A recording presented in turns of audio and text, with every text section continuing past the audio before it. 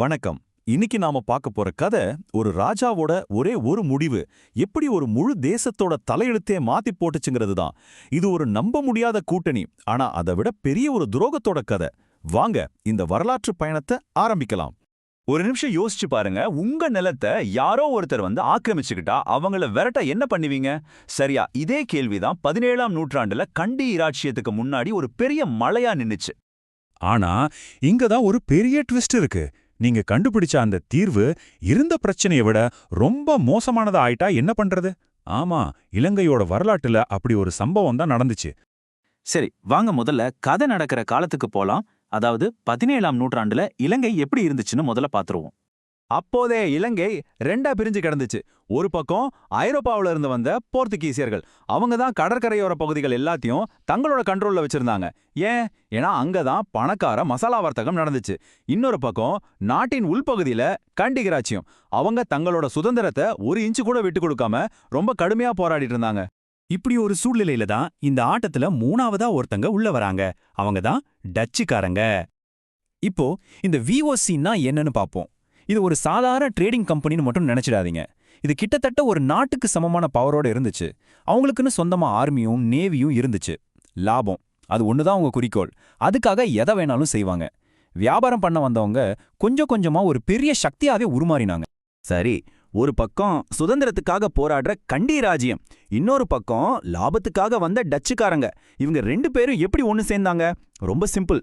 எதிரிக்கு எதிரி நண்பன். இவங்க ரெண்டு பேருக்குமே ஒரு பொது எதிரி இருந்தாங்க, அதுதான் போர்த்துகீசியர்கள். இங்க பாருங்க, ரெண்டு பேரோட கோலும் எவ்ளோ வேற வேறன்னு. கண்டி ராஜ்யத்துக்கு என்ன வேணும்? விடுதலை. அவங்க நாட்டை அவங்க திரும்ப வாங்கணும், அவ்வளோதான். ஆனா டச்சுக்காரங்களோட கோல் பணம், லாபம். போர்ச்சுகீசியர்களை விரட்டிட்டு அந்த மசாலா வர்த்தகத்தை மொத்தமா தட்டி தூக்கணும். சோ இது ஒரு உண்மையான நட்பெல்லாம் கிடையாது. இது ஒரு டீல், ஒரு வசதிக்காக போட்ட கூட்டணி, அவ்வளோதான். அப்போ ஒப்பந்தம் ரொம்பவே சிம்பிளா இருந்துச்சு.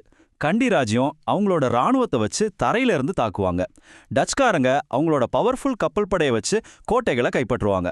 போர் முடிஞ்சதும் கைப்பற்றின கோட்டைகளை அப்படியே கண்டி ராஜா கிட்ட ஒப்படைச்சிடணும். இதுதான் பிளான்.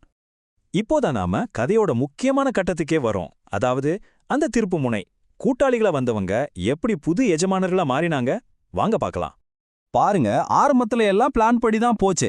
1638ல ஒப்பந்தம் போடுறாங்க. அடுத்தடுத்து போர்த்துகீசியர்களோட கோட்டைகள் காலி, கொழும்புன்னு எல்லாமே விழுது. ஆனா 1658ல கொழும்பை ஜெயிச்சதுக்கு அப்புறம் தான் டச்சுக்காரங்க தங்களோட உண்மையான முகத்தை காட்டுறாங்க. போருக்கு எங்களுக்கு இவ்ளோ செலவாச்சு, அந்த காசை நீங்க கொடுக்கணும், அது வரைக்கும் கோட்டைகளை தர முடியாதுன்னு சொல்லி ஒப்பந்தத்தை அப்படியே காத்துல பறக்க விட்டுட்டாங்க. அப்போ என்ன ஆச்சு? ஒரு திருடனை விரட்ட இன்னொரு திருடனை கூட்டிட்டு வந்த கதை தான். போர்த்துகீசியர்களை விரட்ட உதவி கேட்ட கண்டி இராச்சியத்துக்கு இப்போ டச்சுக்காரங்க ஒரு புது, இன்னும் சொல்லப்போனா அதை விட பவர்ஃபுல்லான எதிரியா மாறி நிக்கிறாங்க. விடுதலை வாங்கி தர வந்தவங்களே புது எஜமானர்கள் ஆயிட்டாங்க. இதுதான் வரலாற்றோட மிகப்பெரிய முரண்பாடுகள்ல ஒண்ணு. சரி, இந்த டச்சுக்காரங்களோட ஆட்சி இலங்கையில என்னென்ன தடயங்களை விட்டுட்டு போச்சு, அதோட தாக்கம் இன்னைக்கும் இருக்கா? அதை பத்தி தான் இப்ப பார்க்க போறோம். 1-2 வருஷம் இல்ல, கிட்டத்தட்ட 150 வருஷம். யோசிச்சு பாருங்க, பல தலைமுறைகள் டச்சுக்காரங்களோட ஆட்சியில தான் இருந்திருக்கு. இவ்ளோ நீண்ட கால ஆட்சி சும்மா இருக்குமா? கண்டிப்பா தேசத்துல ஒரு ஆழமான தாக்கத்தை ஏற்படுத்தி இருக்கும். இன்னைக்கு கூட நம்மள சுத்தி டச்சுக்காரங்களோட தாக்கம் நிறையவே இருக்கு. உதாரணத்துக்கு இலங்கையோட சட்ட அமைப்புல இன்னைக்கும் ரோமன் டச்சு சட்டத்தோட அடித்தளம் இருக்கு. அப்புறம் அவங்க கட்டின அந்த பிரம்மாண்டமான கோட்டைகள், கால்வாய்கள் எல்லாம் இன்னைக்கும் அவங்களோட இன்ஜினியரிங் திறமைக்கு ஒரு பெரிய சாட்சியா நிக்குது. நம்ம பேசுற தமிழ் சிங்களத்துல கூட சில டச் வார்த்தைகள் கலந்துருக்கு. அது மட்டும் இல்லாம கடற்கரையோர நகரங்கள்ல இருக்கிற அந்த வித்தியாசமான கட்டிடக்கலை, இது எல்லாமே அவங்க விட்டுட்டு போன அடையாளங்கள் தான். ஆக இந்த மொத்த கதையும் வர்த்தகம், நம்பிக்கை, அப்புறம் துரோகத்தை சுத்தியே நடக்குது. இது நமக்கு ஒரு விஷயத்த ரொம்ப தெளிவா சொல்லுது.